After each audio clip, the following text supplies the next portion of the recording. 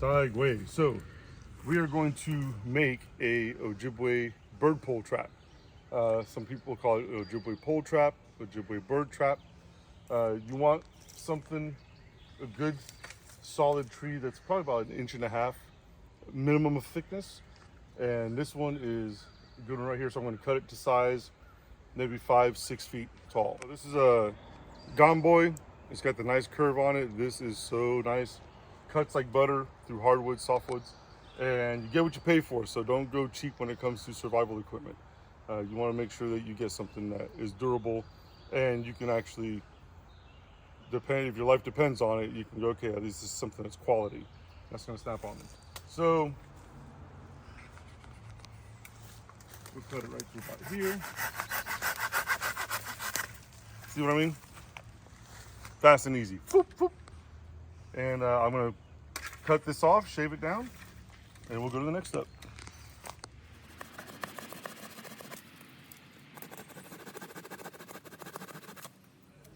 So we're cutting a counterweight for the opposite side of the trap.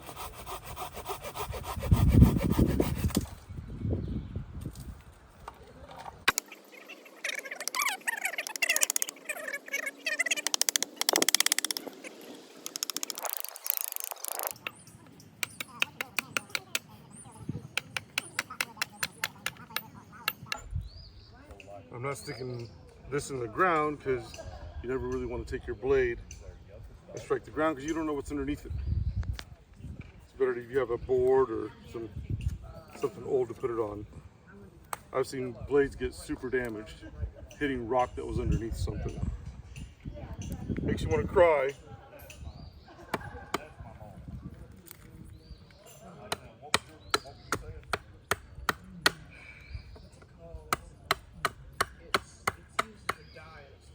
And just on a safety note, you don't want to cut like this. No, this is not not that time of life. So you always want to chop away from your body.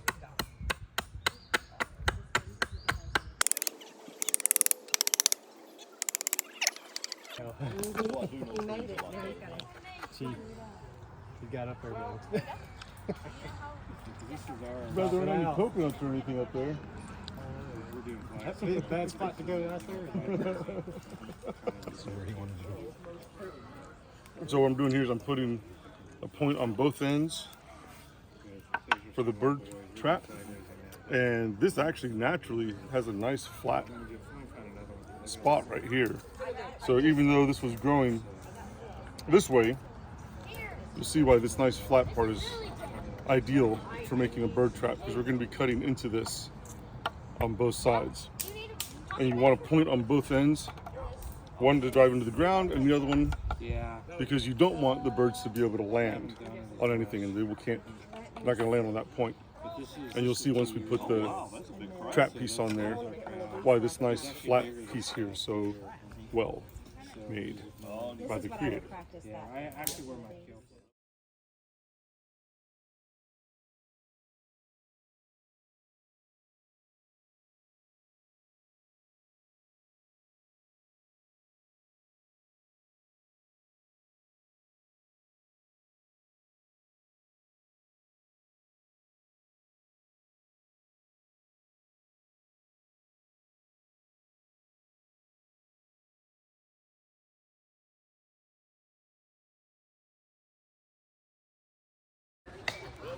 So I want to show you a little safety tip with any type of blades.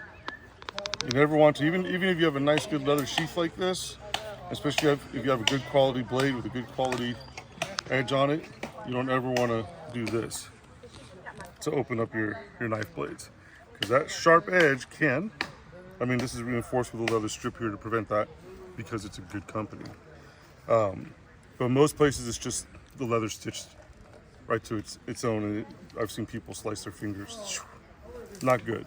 I've almost done it before too. So you always want to be able to grab your sheath, pull it out like that, and keep your sheath and your blade well oiled. Okay. So what we're doing now is we're going to cut the piece here It's going to be a flat cut from about here to here on both sides. And then we're going to bore a hole through the center for the string. So at this point, we're just going to mark off sections where the trap is going to go, where we're going to carve it out at. And then just start whittling away.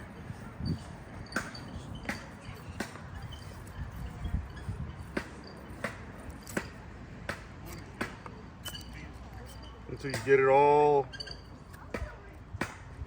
nice and flat.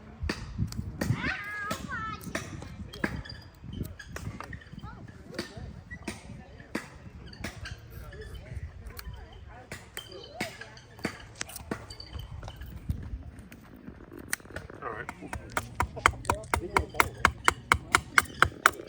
This is why good heavy blade makes work so much easier.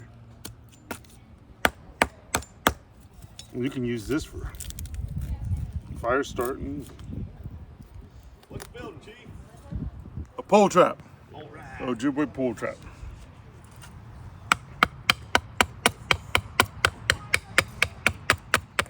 So after you've gotten the pole, after you've gotten the edges sharpened out, then you want to take a space from about here to here, and you want to just get that nice and flat on both sides, on both ends. And that's going to take a while. So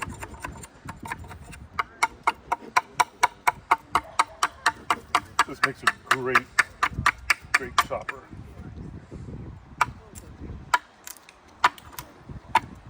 What kind of wood is it? This is a tulip poplar. Making a giant bow drill? Yep, bow drill for Nephilim. Chief building a big fire for tonight.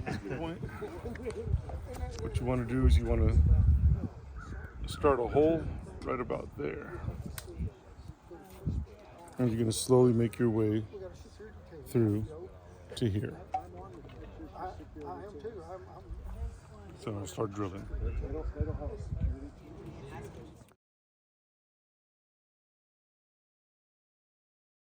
All right, so you don't want too big of a hole going through.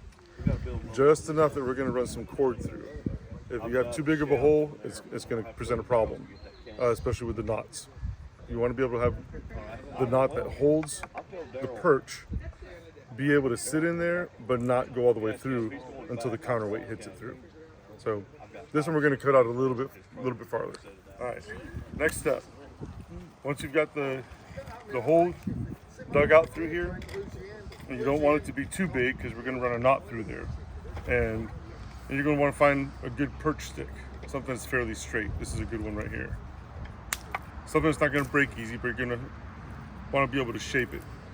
Because what's going to end up happening is the stick is going to sit in here, like this. And I'm going to show you how to tie the string and the rope for the loop trap, and then, of course, the counterweight on this side. For when the bird lands, that drops, grabs its feet, the counterweight pulls it down. You'll see what I mean. All right, we got number 36, quarter-pound twine. You're going to use this for making the trap. Let's go ahead and cut off. Let's do a little bit extra just in case.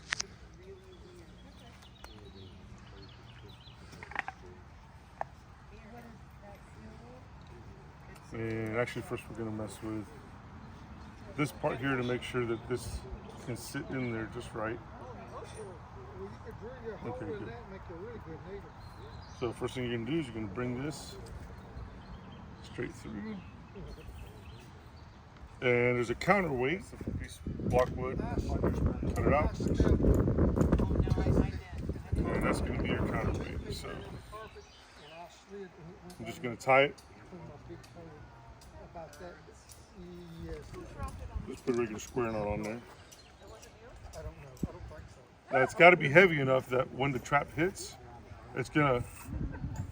All right, so you don't want something light on here. This one might even be a little too light, but for demonstration purposes, it'll work. Might catch a songbird, something small. All right, see that? Okay, so first thing we're gonna do is we're gonna tie a knot.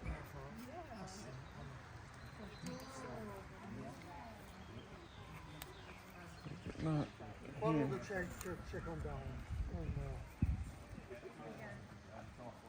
here. I'm gonna check and see if it goes through. If it goes through too easy, and you can take this and you want this to be smooth right here, so you can actually kind of rub it, file it down a little bit. But you don't want it to be too big of a knot. All right, we're gonna shape this, but you want it to just barely sit in there. So I might have to make this hole a little bit wider before I can do the rest of the trap. Okay, so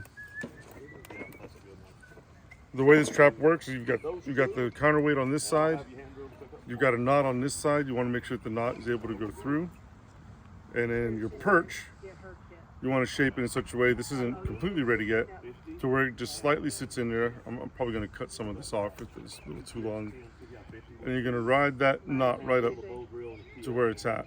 Now this isn't set yet, so but the idea is, once we take this and I'm going to show you how to create the snare loop. The bird's going to come in, it's going to land, this is going to go, and the idea is that whoop, the counterweight pulls it, catches it by the legs. So now let's see it. Let's. So I'm just setting it here.